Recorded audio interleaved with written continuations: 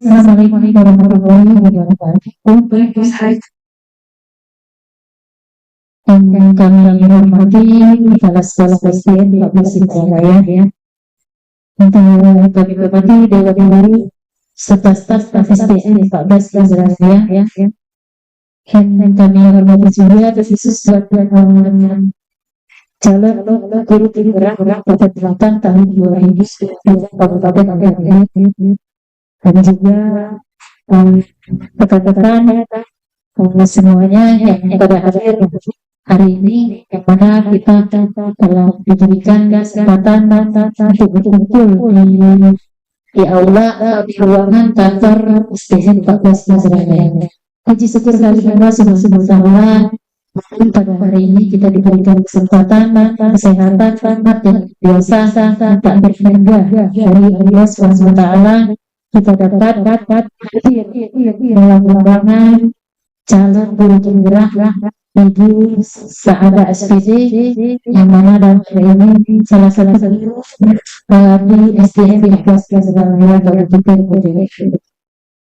Adapun tujuan acara pada hari ini yaitu pemaparan atau penjelasan tugas aksi nyata dari calon guru penggerak angkatan 8 tahun 2023 Kabupaten Indralaya. Juga saya sebagai acara sini berikan kebetulan acara pada hari ini. Yang pertama itu membuka, yang kedua pemaparan atau penjelasan dari calon-calon guru penggerak, yang ketiga untuk membuka acara pada hari ini. Mari sama-sama kita membuka cari pas.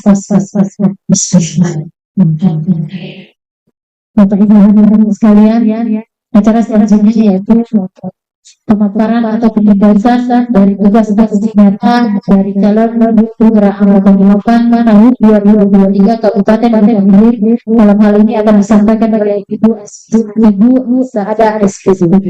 Kepada Ibu kami persilakan.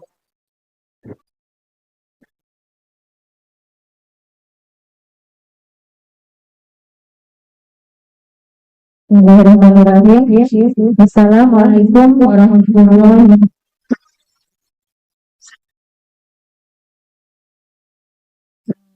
Yang saya hormati Ibu Kepala Sekolah SDN 14 Indralaya, dan yang saya hormati Ibu Dewan Guru SDN 14 Indralaya. Saya ucapkan banyak terima kasih kepada ibu-ibu yang sudah hadir dalam kegiatan ini.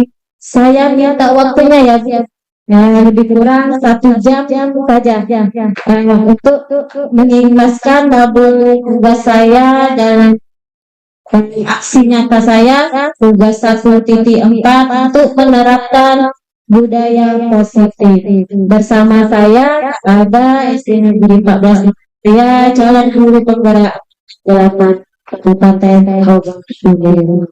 Baiklah ibu-ibu, saya sangat grogi sekali sebenarnya ada di depan ini. Saya yakin sekali sama ibu-ibu semua, guru-guru SDN 14 Indralaya ini guru-guru yang hebat dan luar biasa. Jadi saya di depan ini ibu-ibu bukan menggurui ya. Saya di sini cuma untuk membagi ilmu saja selama saya belajar di guru penggerak. Jadi kita di sini sharing, belajar bersama-sama. Bila apa yang saya sampaikan ini baik, boleh diambil. Bila saya salah dalam memaparkan diri, saya mohon maaf. Jadi nanti ini hal-hal yang ingin saya sampaikan ialah modul pertama sekali yaitu modul 1. Ini lebih kurang saya belajar sudah hampir 2 bulan. Ini yang saya pelajari selama 2 bulan ini dari mulai modul 1.1 tentang filosofi Ki Haji Dewantara, 1.2 nilai dan peran guru penggerak, 1.3 visi guru penggerak dan 1.4 budaya positif. Jadi sekarang posisi saya ada di atas sekali, pelajaran saya sekarang ada di budaya positif. Yang 1.1, 1.2, 1.3 sudah saya lewati. Jadi ini di 1.4 akan saya terapkan semua dari mulai 1.1, 1.2 dan 1.3, 1.4. Baiklah Ibu, kita mulai saja ya. Saya membahas dari mulai 1.1 dulu, karena kalau saya langsung ke budaya positif 1.4, kalian tidak akan tahu bagaimana ceritanya dari bawah hingga sampai ke atas kan. Nah, di sini ada Kiai Haji Dewantara, orang yang memiliki pemikiran tentang pendidikan. Nah, di sini menurut pemikiran Kiai Haji Dewantara, pendidikan bertujuan untuk menuntun segala kodrat pada anak, pada alam dan kodrat zaman, agar mereka mencapai keselamatan dan kebahagiaan tingginya. Nah, pendidikan itu hanya dapat kita menuntun kembangnya hidup kekuatan kodrat yang ada pada anak agar dapat memperbaiki lakunya. Nah, ini guru pendidik, guru sebagai pendidik ibu-ibu diibaratkan petani, sekolah diibaratkan lahan, tanah, dan murid diibaratkan benih. Jadi petani hanya bisa menuntut tumbuhnya benih dengan merawatnya, tumbuh dan berbuah. Artinya kita seorang guru atau pendidik harus melayani segala kebutuhan siswa yang dan siswa kita kan berbeda-beda kan, tinggal-tinggalnya di sekolah, ini sekolah. Nah, jadi kita harus memberikan juga kebebasan pada anak untuk mengembangkan bakat, ide, dan berpikir kreatif. Arti kebebasan ini bukan kebebasan mutlak. Mereka perlu dituntut dan diarahkan dari kita atau guru agar anak-anak tidak kehilangan arah dan kehilangan diri mereka. Nah, menurut Kiai Haji Dewantara itu indra sosong teladan, hikmat dia mau karso dan tudhuri handayanya. Jadi guru itu di depan memberi teladan, di tengah membangun kekuatan, dan di belakang memberi dorongan. Nah, kutipan dari Kiai Haji Dewantara itu diharapkan kita guru mampu membuat pembelajaran berpihak kepada murid dan pembelajaran yang menyenangkan. Nah, saya ada cerita sedikit Ibu untuk kelas saya ya. Saya mencoba berpikir bagaimana sih biar anak-anak saya ini yang kreatif, senang. Biasanya kan kalau pelajaran matematika itu siswa itu paling malas ya Bu, paling lesu yang dia belajar. Jadi saya mencari biar mereka itu bisa bergerak kreatif, mandiri. Jadi saya mencoba membuat media pelajaran dengan roda putar. Nah, jadi saya buat media dengan kertas yang warna-warni. Di dalam media itu saya membuat 10 soal yang berbeda-beda. Dan siswa saya diajak berkelompok untuk mencari jawaban itu bersama-sama. Tugas mereka dalam satu kelompok itu berbeda-beda Ibu.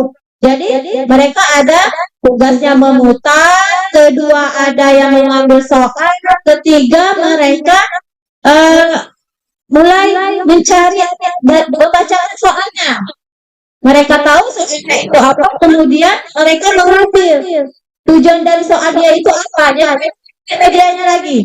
Setelah itu mereka bekerja sama untuk cari jawaban. Mencari jawaban itu siswa untuk bekerja sendiri dulu, kemudian mereka berkolaborasi untuk menyamakan jawaban mereka. Saya dulu berpikir begini ya Bu. Nah ini kalau berkelompok belajar pasti tidak akan nyaman, tidak akan aman. Pasti mereka tuh ada yang tidak kreatif kan Bu dalam satu kelompok. Jadi saya cobakan dalam bekerja kelompok ini, ternyata mereka kreatif ya. Ya gini tadinya tidak tahu, akhirnya oleh dia berkelompok tadi, yang pintar tadi eh, mengajari yang tidak tahu, kemudian yang tadinya pemalas kali ikut bekerja sama. Jadi mereka kompak, ternyata cara saya begini, oh bagus ya untuk anak-anak, untuk mereka lakukan cara berkelompok. Karena saya baru-baru ya Bu, karena saya tadi berpikir, iya, tidak mungkin anak ini akan bagus, bahkan kreatif kalau dari bekerja kelompok. Enggak, ternyata kompak juga. Setelah saya menerapkan media ini dengan menggunakan babak pintar. Jadi semangat pengen aku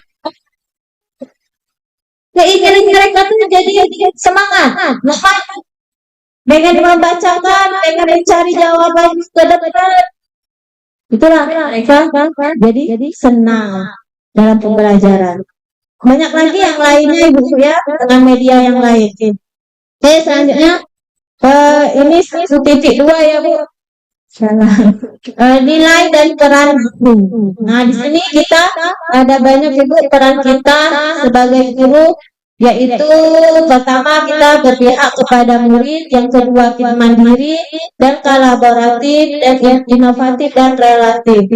Nah, peran guru itu yaitu pertama menjadi pemimpin pembelajaran, kedua menjadi contoh bagi guru lain, dan yang ketiga mendorong kolaborasi, mewujudkan kepemimpinan murid, dan kelima menggerakkan komunitas tradisi. Seorang guru harus mempunyai nilai Ibu, mempunyai nilai dan menjalankan perannya agar mampu tumbuh kembangnya murid melalui pengajaran yang berpusat pada murid dan menuntun balik ke 1.3 Ibu, maaf tadi sudah ya. 1.3 visi guru penggerak. Di sini Ibu ya. Nah, kita setiap guru itu mempunyai visi Ibu. Kalau kita tidak mempunyai visi, itu seperti kalau kita berjalan, kalau tidak punya visi sama seperti kita tidak punya tujuan Ibu. Ya, jadi kita mau mengajar itu mau kemana? Tidak hanya guru penggerak saja yang mempunyai visi Ibu-ibu, kita semua harus mempunyai visi. Nah, seperti visi saya yang saya buat, visi saya mewujudkan suasana sekolah yang disiplin, cerdas, dan berkepribadian yang baik, yang menurut profil pelajar Pancasila. Tapi Pancasila ini yaitu beriman dan bertakwa kepada Tuhan Yang Maha Esa, berakhlak mulia, mandiri, kreatif, gotong royong, dan bernalar kritis. Nah, impian saya itu untuk anak-anak kita, yaitu saya menginginkan anak-anak yang cerdas dan berkarakter sesuai dengan profil Pancasila ini tadi. Beriman, berakhlak, mandiri, kreatif, gotong royong, dan bernalar kritis. Nah, untuk untuk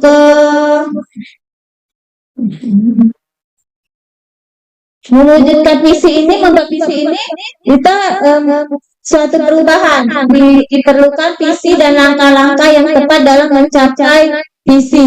Dapat terwujud bila terjalin kerjasama dengan semua warga sekolah. Oleh karena itu, untuk mewujudkan visi kita memerlukan langkah konkret dengan menggunakan metode inquiry apresiatif dengan tahapan Bagja. Bagja itu Ibu, B. Membuat pertanyaan, kedua A. Ambil pelajaran, G. Gali mimpi, J. Jabarkan rencana, dan K. Atur eksekusi.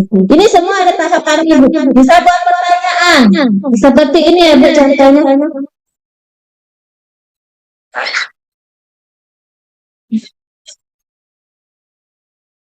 Yang sudah saya kerjakan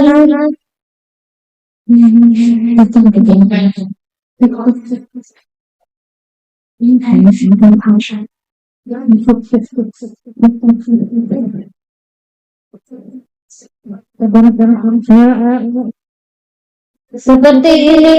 Dah. Kita lanjut saja ya Bu. Nanti kita atur lagi.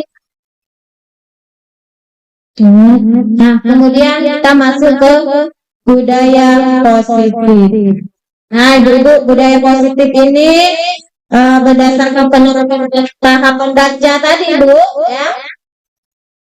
Maka akan muncul pembiasaan positif di sekolah yang kita kenal dengan budaya positif. Dengan budaya positif ini akan menimbulkan rasa aman, nyaman pada murid dalam proses pelajaran. Apa itu budaya positif, Ibu-ibu? Suatu kebiasaan yang bernilai positif, di belakangnya mengandung sejumlah kegiatan yang mampu menumbuhkan karakter murid atau nilai-nilai keyakinan dan kebiasaan di sekolah yang berpihak pada murid, agar murid dapat berkembang menjadi pribadi yang kritis, penuh hormat dan tanggung jawab. Nah, kita sudah pernah melakukannya, Bu, ya. Ini sebagai contoh kita sudah menggunakan budaya positif. Pembersihan lingkungan sekolah. Kita lakukan setiap hari, membersihkan halaman sekolah, belakang sekolah, depan sekolah. Ini kita sudah termasuk budaya positif, sudah melakukannya. Kemudian tingkat kelas anak-anak setiap hari, setiap pagi sebelum pembelajaran dimulai, mereka juga sudah melakukan budaya positif. Dan setiap hari Jumat kita membaca Yasin. Itu sudah masuk juga dalam penerapan budaya positif. Melaksanakan sholat duha setiap hari Jumat. Termasuk juga budaya positif.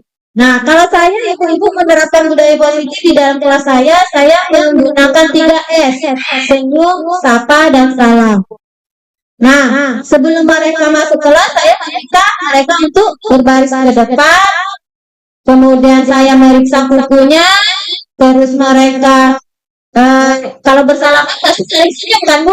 Tidak mungkin saling nangis, misalnya kan ya. Jadi pasti salah senyum, saling sapa. Kabar hari ini? Nah, begitu Bu ya. Kemudian mereka salam. Kemudian di dalam kelas saya menyerahkan sebelum pembelajaran dimulai saya berdoa, lalu saya membacakan anak-anak untuk membaca ayat-ayat pendek. Ini tujuannya mengapa, Bu? Walaupun mereka masih kelas 4 kan, mungkin untuk kelas 5-nya nanti, kelas 6-nya nanti dia akan masuk ke SMP misalnya. Jadi mereka nanti ada kelas tuh di SMP membaca ayat pendek misalnya. Jadi mereka sudah hafal, kan? Nah, itulah jadi saya terapkan setiap hari sebelum masuk sebelum pembelajaran dimulai.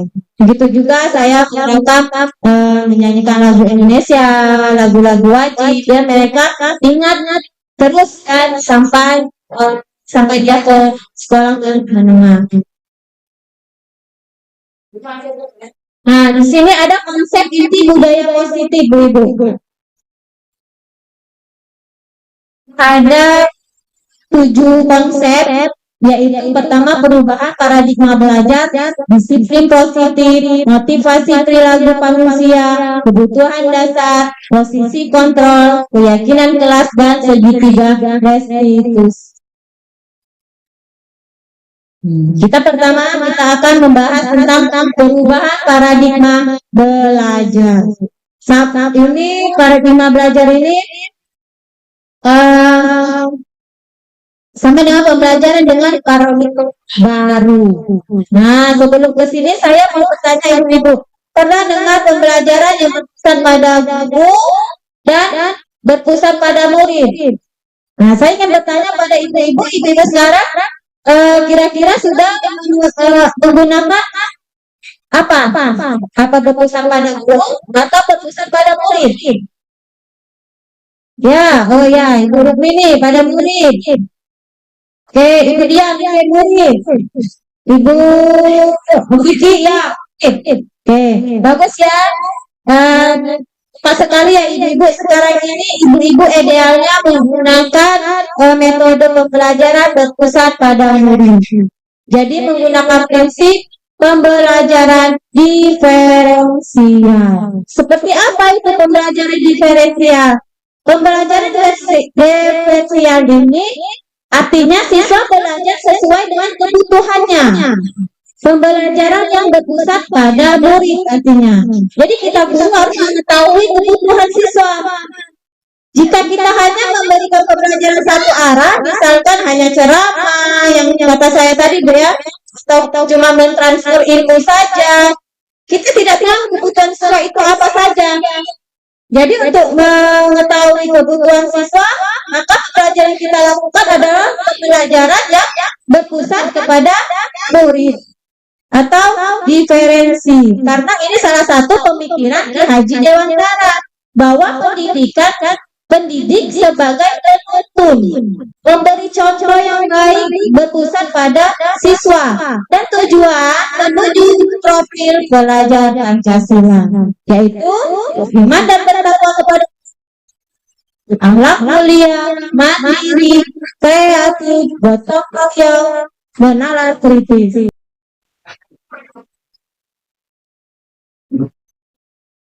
Selanjutnya ke disiplin positif.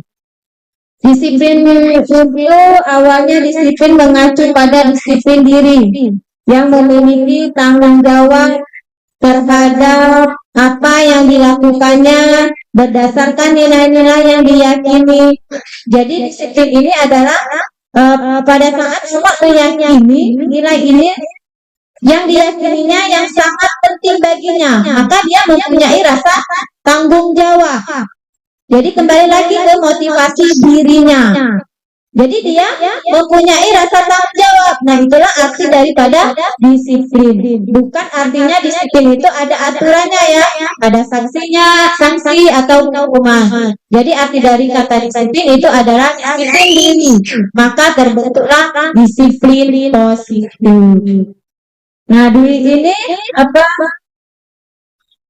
Jadi ibu-ibu disiplin diri terbentuk kalau siswa itu kesadaran diri dulu. Kalau tidak ada motivasi dirinya, itu berarti bukan dari luar motivasinya. Misalnya anak disuruh membersihkan halaman ibu-ibu pagi-pagi, kita tidak ada, mereka bersihkan.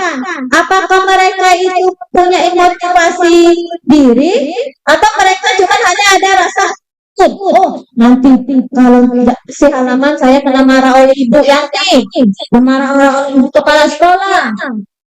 Itu tidak tahu kan, mereka itu memang mempunyai motivasi diri atau cuma hanya ada rasa kita tidak akan tahu ibu-ibu. Memang ada rasa itu, ada ancaman, khawatir ditegur guru-gurunya. Nah, itu bukan motivasi diri dari dalam, tetapi motivasi dari luar.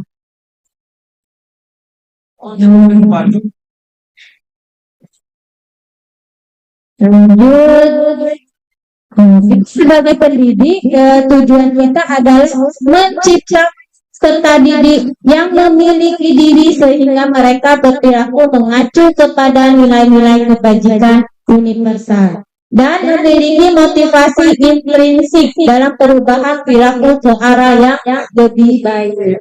Jadi nilai kebajikannya adalah nilai yang disepakati bersama, lepas dari suku bangsa, agama maupun latar belakang. Jadi kita seharusnya membuat nilai-nilai yang disepakati. Nilai-nilai kebajikan apa saja? Nilai kebajikannya yaitu yang ada pada profil Pancasila: bertakwa, beriman dan bertakwa, berakhlak mandiri, kreatif, gotong royong, dan bernalar kritis. Masuk ke motivasi berikutnya yaitu motivasi perilaku manusia. Ada 3 motivasi perilaku manusia ibu-ibu di sini. Pertama, untuk menghindari ketidaknyamanan atau hukuman. Biasanya orang yang motivasi perilakunya untuk menghindari hukuman ini bertanya apa yang akan terjadi apabila saya tidak melakukannya, kan? Sebenarnya mereka yang menghindari permasalahan yang mungkin muncul dan berpengaruh pada mereka secara fisik, psikologis maupun tidak terpenuhi kebutuhan mereka. Bila mereka tidak melakukan tindakan tersebut, motivasi ini bersifat eksternal. Kemudian yang kedua, untuk mendapatkan imbalan atau penghargaan dari orang lain.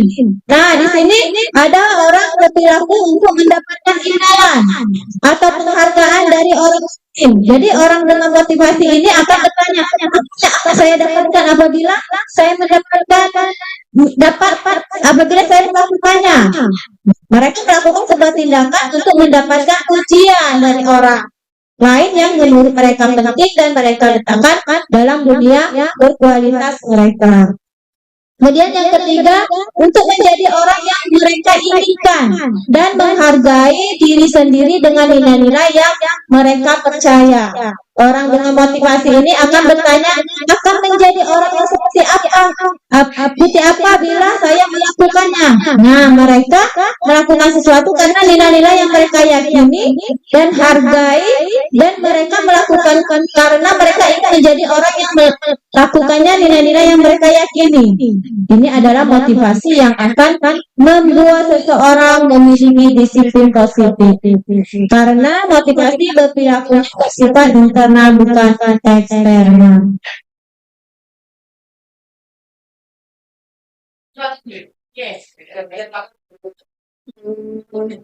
Kebutuhan dasar.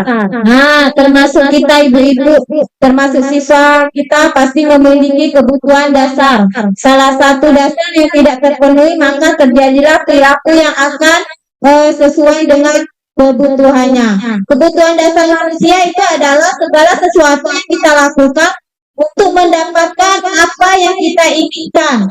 Seluruh tindakan yang kita lakukan memiliki tujuan tertentu, dan semua usaha terbaik yang kita lakukan adalah dalam rangka agar kebutuhan dasar kita terpenuhi dengan baik. Jadi kebutuhan dasar ini ibu-ibu perlu kita ketahui dan juga sangat penting untuk dicari tahu kebutuhan itu apa. Apa yang kurang dari siswa sehingga perilakunya menyimpang, maka tidak sesuai, maka kita sebagai guru harus bekerja sama. Nah, berkaitan dengan dasar kebutuhan dasar manusia, ternyata ada 5 kebutuhan dasar manusia ini masih pada kita juga, salah satunya tidak terpenuhi. Maka kita berbuat hal-hal yang tidak sesuai. Banyaklah perilaku yang menyimpang. Yang 5 kebutuhan ini ada yang tidak terpenuhi. Salah satu kebutuhan bertahan hidup, tempat tinggal, keamanan, dan kesehatan. Nah, kita tidak tahu kan anak-anak kita misalnya lemas, ngantuk di dalam kelas. Ini ternyata mungkin mereka tidak makan, ibu-ibu ya. Berarti mereka tidak termasuk di dalam kebutuhan 5 kebutuhan dasar. Mereka tidak terpenuhi. Kemudian kebutuhan kasih sayang dan rasa diterima, peduli, kerjasama, menjadi bagian dalam kelompok. Nah, ini mereka biasanya di dalam kelas nggak mau kerjasama. Mereka kurangnya kasih sayang dari kita atau dari kelompoknya. Itu ternyata mereka tidak terpenuhi kebutuhan dasarnya. Kemudian yang ketiga, penguasaan, harga diri, keinginan untuk dianggap penting, prestasi, diakui, dan didengar. Mungkin anak di dalam kelas itu ibu-ibu yang ada yang ingin tampil maju, ada yang ingin dipuji. Nah, ini juga ingin menjadi pemimpin. Nah, itu anak-anak butuh penguasaan. Yang D, kebebasan, mandiri, memiliki pilihan, mencoba hal baru maupun mengendalikan arah dirinya. Anak-anak mungkin materi yang kita beri mungkin dia terasa biasanya dia merasa mondar-mandir di dalam berbicara. Jadi mereka tadi dipaksa untuk kita suruh diam. Jadi guru harus mempunyai inovatif, kreatif, model belajar yang berinovasi. Jadi mereka tidak akan bosan di dalam kelas ya Bu. Kemudian yang bermain humor agar siswa tertawa. Nah, anak-anak di dalam kelas itu kita sambil bernyanyi atau membuat kata-kata. Jadi mereka tidak akan tegang di dalam kelas untuk menghadapi pelajaran yang kita ajarkan. Seperti saya kemarin mencoba membuat video pembelajaran anak.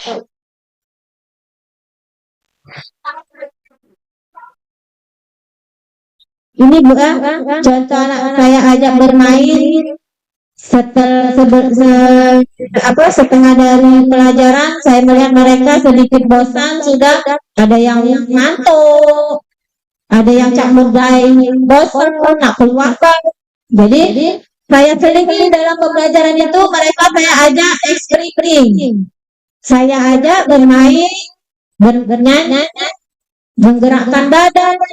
Itulah yang saya lakukan agar mereka tidak terasa bosan di dalam kelas. Saya selingi dengan speaking ini.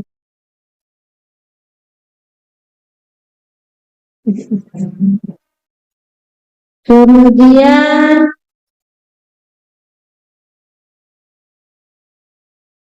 posisi kontrol restitusi. Jadi kebutuhan dasar ini sangat penting Ibu-ibu. Posisi kontrol ini saya ingin bertanya dulu Ibu-ibu.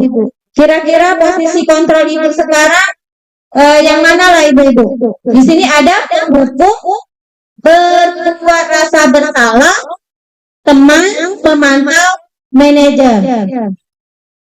Kira-kira ibu sekarang dalam posisi apa lah? Sebagai pembuku, nomor 3, sebagai teman. Kalau ibu kemudian manajer. Oke, Ibu Rita sebagai teman. Ibu Yanti penghukum. Oke, Ibu Nuban pemantau. Ya, oke, tidak apa-apa ya Ibu-ibu. Kita cari apa sih bedanya dari 5 posisi kontrol ini? Ini kita buka dulu. Saya contohkan ada kasus 1 untuk penerapan posisi kontrol guru. Ini ada kasus siswa tidak memakai atribut lengkap pada saat upacara. Nah, ini posisi sebagai penghukum. Seandainya perkataannya kamu ada bicara dalam jam atau keliling lapangan. Nah, dengan adanya titik kalau penghukum kan ambil air 10 ember misalnya, kan seperti itu. Terus berapa kali ibu harus memberitahu kamu selalu saja mengecewakan ibu. Nah, nada seperti ini ada teman dan lembut perkataannya kalau dia membuat rasa bersalah. Kemudian ayo dong ikuti aturan sekolah. Tolong bantu ibu ya sekali ini. Ya sudah, tidak apa-apa. Jadi jangan sampai berbuat seperti ini lagi ya. Caranya ramah ya ibu. Nanti ada juga caranya sambil tertawa, sambil diajak bercanda, sesuainya tadi. Kalau sebagai pemandu, perkataannya kamu sudah melanggar peraturan sekolah. Kamu tahu konsekuensinya. Setelah upacara, kamu beli atribut ya ke koperasi dan jangan diulangi lagi. Nadanya datar dan mengarahkan konsekuensi. Dia memberikan konsekuensi kepada anaknya tadi. Diberi solusi kan. Sana ya, beli habis dari sini kamu ke koperasi. Kalau sebagai manajer perkataannya, apakah kamu tahu kesalahanmu? Kira-kira bagaimana kamu memperbaiki kesalahan? Nah, dengan nada ramah dan tidak bernada tinggi. Jadi di sini ibu-ibu anak tadi diajak ngobrol baik-baik dulu, tidak langsung diberi hukuman dan diberi maaf begitu saja. diajak ngobrol secara baik-baik, kita selidiki dulu dan ambil cari tahu sehingga dia nanti dapat menemukan sendiri solusinya dan masalahnya dan tanggung jawabnya apa. Itulah posisi kontrol yang terbaik, dialah manajer. Sekarang jika kita posisi penghukum tidak apa-apa ibu-ibu, sedikit demi sedikit kita ubah walaupun sebenarnya penghukum itu tidak seburuk-buruknya sekali ya, tapi tetap dalam kegiatan pendidik ini sebaiknya posisi manajer. Nah, ini saya kasih contoh ya ibu, bagaimana posisi kontrol yang baik.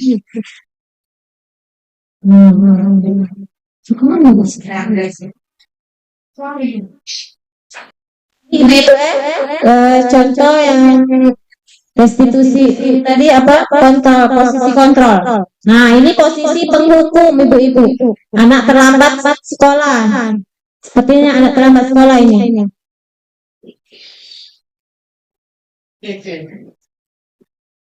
Nah jadi panggil, nadanya kencang tuh, sini kamu adanya. Nah. Kamu saya terlambat. Bu.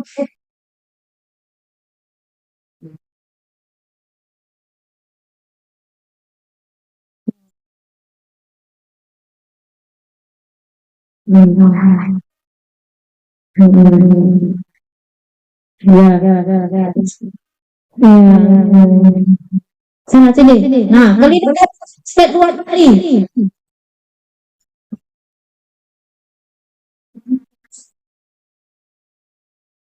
Bukan dijawab.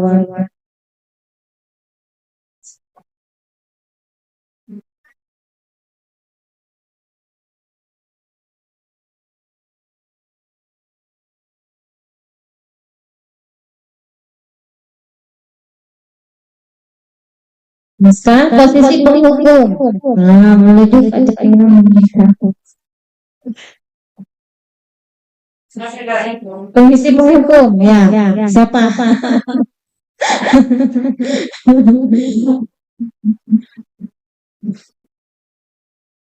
Nah, menjadi murid mendendam kalau dia jadi posisi penghukum buku, tidak menyukai guru itu dan mata pelajaran yang diampu. Iya kan? Tidak akan senang anak-anak kalau kita dalam posisi membuat rasa bersalah. Nah, ini merasa membuat rasa bersalah. Jadi anak-anak itu merasa apa yang dia lakukan itu dia yang salah kan? Ya, setiap hari dia dipanggil. Ada yang sebagai penghukum yang manggil, ada yang sebagai teman.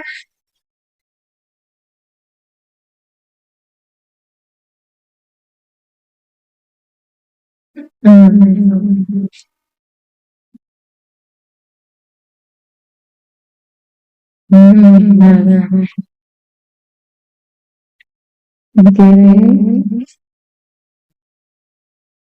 dia nanti ditegur oleh kepala sekolah katanya kalau dia melakukan ini. Jadi dia merasa dia jadi yang jadi masalahnya.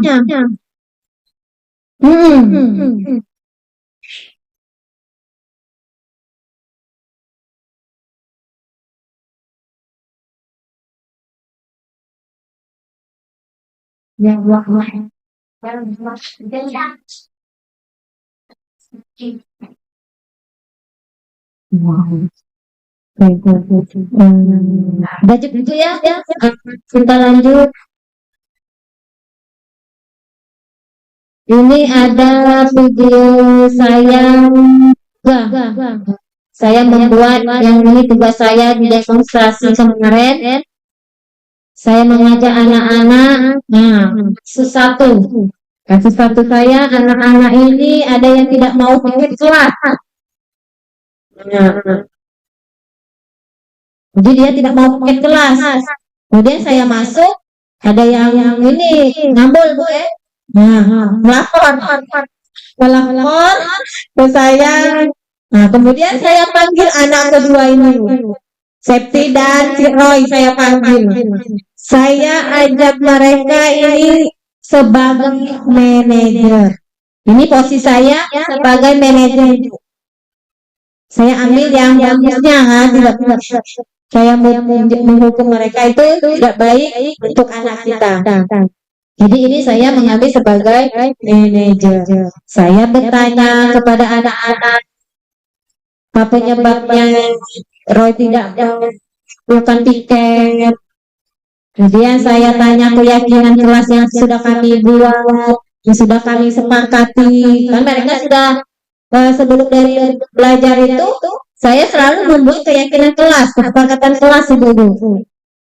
Jadi mereka akan tahu kesepakatan mana yang tidak dia lakukan. Nah, kemudian mereka saya kasih solusi bagaimana untuk mengatasinya. Gitu. Oke, ini kasus yang kedua. Mereka di dalam kelas bertengkar. Karin. Oke, Bu ya. Kita lanjut ke materi.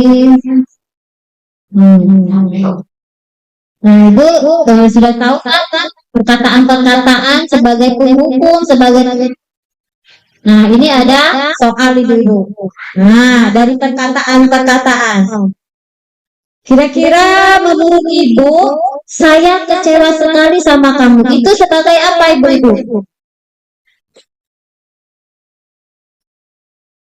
Apa? Kira-kira menurut kalian, saya kecewa sekali sama kamu. Apa itu? Ya benar, membuat rasa bersalah. Yang kedua, kamu tidak benar-benar melakukannya. Apa itu? Penghukum, benar, kemudian. Oke, sekarang apa rencana kamu menyelesaikan masalah? Manajer. Nah, ayolah lakukan demi bapak atau demi ibu ya. Apa itu? Sebagai teman. Yang kelima, kamu tidak pernah mendapatkan nilai jika tidak mengerjakan tugas sebagai teman. Oke, semua ibu sudah paham ya? Yang mana perkataan sebagai pembuat rasa bersalah, pembuat penghukum, manajer, teman, dan teman. Nah, ini keyakinan kelas ibu. Nah, mengapa keyakinan kelas? Mengapa bukan peraturan kelas? Jadi kenapa sih kita menyebutkan keyakinan kelas bukan peraturan kelas? Padahal saya selama ini yang saya ketahui peraturan kelas. Yang saya pernah dengar itu cuma peraturan kelas. Jadi saya baru tahu ada keyakinan kelas semenjak saya mengikuti kegiatan guru penggerak ini. Oh ada ya keyakinan kelas. Ternyata beda keyakinan kelas dan peraturan kelas. Jadi ibu ini perbedaan keyakinan kelas. Mengapa bukan keyakinan kelas, bukan peraturan kelas? Ada yang tahu? Oh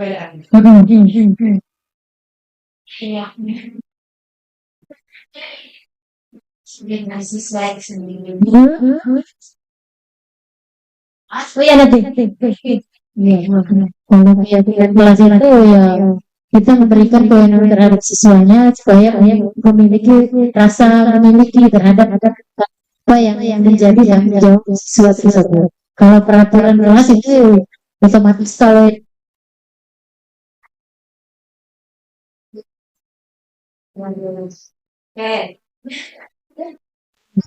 jadi begini ibu ya, misalkan kita bermotor ibu. Kalau bermotor itu kayak apa ibu? Ibu dia nih, turun ini ya salah ini. Dia mustika, pakai helm. Nah ibu pakai helm itu tujuannya kenapa? Kalau dia karena berat motor ya. Kalau tidak pakai motor kenapa ibu? kena tilang. Nah, terus ada lagi, kenapa pakai helm? Melindungi keamanan. Apa Bu? Lagi. Ya, oke Ibu ya. Jadi begini Bu ya. Misal kata Ibu Dian tadi menghindari polisi gitu tadi kan kalau ditilang kan. Ya benar sebenarnya itu peraturan yang dibuat kan dari kepolisian harus memakai helm. Tapi jika kita memakai helm itu tujuannya untuk apa tadi? Menginginkan keamanan diri kita. Nah, kalau pakai helm tujuannya menghindari dari polisi itu motivasi yang ada pada diri kita itu adalah motivasi eksternal dan dari luar karena untuk menghindari polisi. Nah, tapi kalau kita yakin bahwa memakai helm itu untuk keselamatan menjaga diri kita, maka kita dinamakan keyakinan. Maka dari situlah mengapa bukan peraturan itu, dari motivasi kita dulu. Berarti kita pakai helm itu tujuannya juga dia menghindari polisi kan? Itu motivasi kamu, bukan keyakinan. Coba kamu meyakini, aku walaupun sebentar jarak kita tadi pakai helm, walaupun jarak kita tadi, kalau kita yakin, memakai helm, nah itu keyakinan kamu, bukan kalian, bukan karena peraturan pakai helm itu tadi, kan? Enggak Bu. Jadi kalau peraturan itu Ibu untuk dalam kelas kita, untuk sekolah itu, kalau peraturan tadi itu dibuat gurunya bersama siswa. Kalau peraturan dibuat oleh gurunya saja. Coba kalau keyakinan kelas itu dibuat oleh guru dan siswa. Nah, itulah perbedaannya Bu. Kalau guru dan siswa. Nah, ini ada peraturan keyakinan kelas. Ada ini Bu, sifatnya untuk membuat keyakinan kelas ini. Pertama bersifat abstrak, kedua berupa pernyataan universal, ketiga dibuat dalam pernyataan. Misal contohnya yang positifnya jaga kebersihan, atau yang negatifnya dilarang membuang sampah. Terus sedikit saja buat atur keyakinan kelas itu agar mereka mudah dipahami, mudah diingat. Terus kelima, sesuai dengan kondisi kelas kita Bu Ibu ya dan sekolah sehingga mudah diterapkan. Terus semua warga sekolah atau warga kelas dilibatkan saat membuat keyakinan kelas. Kalau kita membuat keyakinan sekolah Ibu, jadi yang dilibatkan siapa Ibu? Apa kepala sekolah saja? Tidak kan? Jadi semua guru terlibat untuk buat keyakinan sekolah. Next, ini contoh saya membuat keyakinan kelas Ibu. Yang ajaran baru tadi Bu ya, saya laksanakan. Nah, ini saya membuatkan keyakinan kelas bersama siswa-siswa. Jadi saya menjelaskan dulu kepada anak-anak untuk membuat keyakinan kelas ini. Apa yang akan dibuat, yang kira-kira di dalam kelas ini yang boleh dan tidak boleh dilakukan. Nah, kemudian siswa tadi saya kasih kertas kecil-kecil, mereka menulis satu orang satu. Mungkin ada ya anak-anak yang keyakinan kelas yang dia buat tidak boleh buang sampah. Banyak saya buat tadi, ada orang 5. Jadi kita simpulkan yang mana yang kira-kira banyak yang sama kita jauhkan, kita ambil satu saja. Yang mana yang kita sepakati bersama-sama. Jadi Ibu membuat ya keyakinan kelas ini tidak banyak seperti peraturan kelas ya. Ibu-ibu karena keyakinan kelas ini tujuannya untuk dihayati dan mudah dihafal. Jadi semua harus membuat tujuan. Tujuannya adalah adanya kesepakatan antara guru dan siswa. Pada saat anak-anak ada yang melanggar kesepakatan kelas, maka Kita bisa tanyakan, kamu mau keyakinan kelas yang mana? Jadi kita misalkan kita menghukum anak-anak tadi ya, kita sudah ada keyakinan kelas. Bukan kita tiba-tiba saja menyebut tidak ada keyakinan kelas tadi, itu salah, Bu. Ya, jadi makanya kita disuruh membuat dulu keyakinan kelas, salah keyakinan sekolah dulu. Baru kita tahu mana yang melanggar tadi. Kalau tidak ada keyakinan kelas, kita tidak akan tahu kita melanggar peraturan yang mana, keyakinan yang mana. Next. Nah, segitiga restitusi. Segitiga restitusi ini suatu yang terakhir ya Bu, materi saya terakhir, suatu proses dialog yang dijalankan oleh guru agar akan dapat menghasilkan murid yang mandiri dan bertanggung jawab. Nah, kembali lagi pada saat anak melakukan kesalahan, maka sebagai guru kita berusaha mencari solusi apa solusi anak-anak itu, yaitu dengan cara berdialog, berdiskusi, ngobrol dari hati ke hati. Nah, segitiga institusi ini ada 3 tahapan, Bu. Yang pertama, menstabilkan identitas. Yang kedua, validasi tindakan salah. Dan yang ketiga, menanyakan keyakinan. Dari ketiga setiap tahap ini mempunyai tujuan, Ibu-ibu. Nah, dari keyakinan kelas yang telah kita buat bersama-sama tadi, kita tanyakan pada siswa yang melanggar keyakinan kelas yang mana. Ialah kita tanyakan kepada siswa melalui 3 tahap ini, 3 tahap segitiga restitusi. Ini ada contohnya, Bu, ya. Tahap-tahapnya bagaimana tahap menstabilkan identitas. Nah, ini berdasarkan prinsip bahwa kesalahan adalah bagian dari proses pembelajaran. Jadi untuk menstabilkan identitas, ini kita harus memberitahu anak bahwa kesalahan itu hal yang wajar, hal manusiawi. Nah, kata-kata ucapannya menstabilkan identitas itu ialah membuat kesalahan itu wajar. Tidak ada manusia yang sempurna. Itu juga Ibu juga pernah melakukannya itu. Ibu di sini tidak mau mencari siapa yang salah, tapi Ibu ingin mencari solusi dari masalah. Kamu berhak rasa itu tahap menstabilkan identitas. Sekarang kalau validasi tindakan yang salah, berdasarkan prinsip setiap perilaku berupaya memenuhi suatu kebutuhan tertentu. Jadi anak berbuat sesuatu itu pasti punya alasan ya, Ibu. Jadi kita cari dulu dengan perkataan seperti ini. Kamu pasti punya alasan mengapa melakukan hal itu. Padahal kamu bisa melakukannya yang lebih buruk dari ini ya.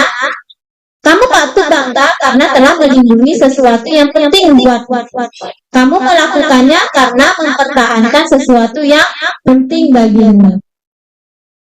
Kemudian menanyakan keyakinan berdasarkan prinsip teori kontrol yang ini tadi, Bu, ya, bahwa pada dasarnya kita termotivasi secara intrinsik. Kembali lagi pada motivasi pada dirinya anak tadi, Bu.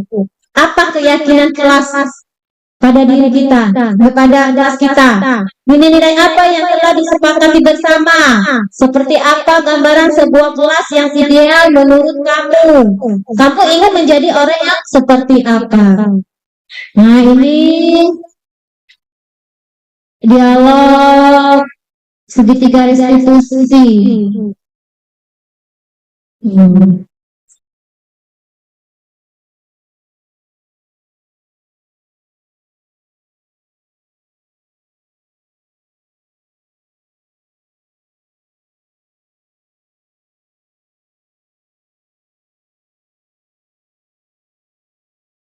Nah, ini, Bu, ya, dialog anak.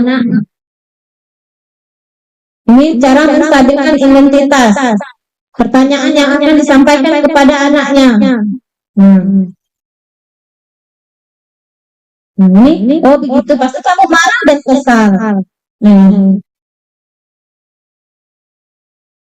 Menuduh Bapak seperti itu. Kemudian pada saat itu kamu mau melakukan apa? Nah, ini sudah masuk tindakan yang salah itu. Saya bentak-bentak dia di depan teman-teman. Oh gitu, pasti kamu melakukan seperti itu karena suatu alasan tertentu, bukan? Yalah, masa saya diam saja? Pak, saya membela diri ya. Masa saya dituduh tukang fitnah? Kepala sekolahnya, kamu tidak kamu bisa bertindak lebih gegabah lagi. Iya Pak. Untuk saya masih bersabar. Saya pasti bela diri ya. Ini ya bu, ini tindakan yang salah. Nah, sudah masuk validasi tindakan yang salah.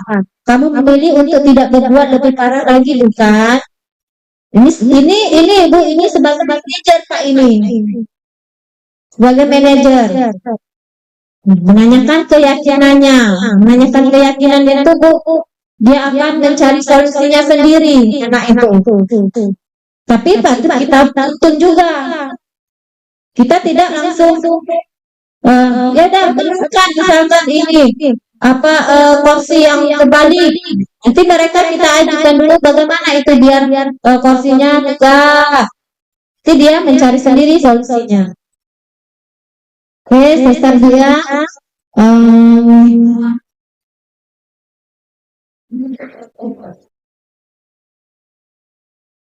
Itulah gaya ini kita. Posisi kontrol, ibu-ibu sudah paham mengenai posisi kontrol seorang guru. Nah, untuk mengetahui ibu-ibu sudah paham atau belum posisi kontrol sebagai guru, itu tadi contohnya ya, nanti saya putarkan kembali dan kita bersama-sama lagi untuk melihatnya bagaimana posisi kontrol, kemudian menerapkan segitiga restitusi tersebut. Baiklah ibu-ibu, itu saja, itu salah satu contoh menggunakan segitiga tadi. Baiklah, ibu sudah sampailah kita ke penutup yang terakhir. Terima kasih telah mengikuti kegiatan ini. Semoga apa yang saya sampaikan ini bermanfaat bagi ibu-ibu, dan bila saya salah mohon maaf. Sekali lagi saya ucapkan terima kasih. Assalamualaikum warahmatullahi wabarakatuh.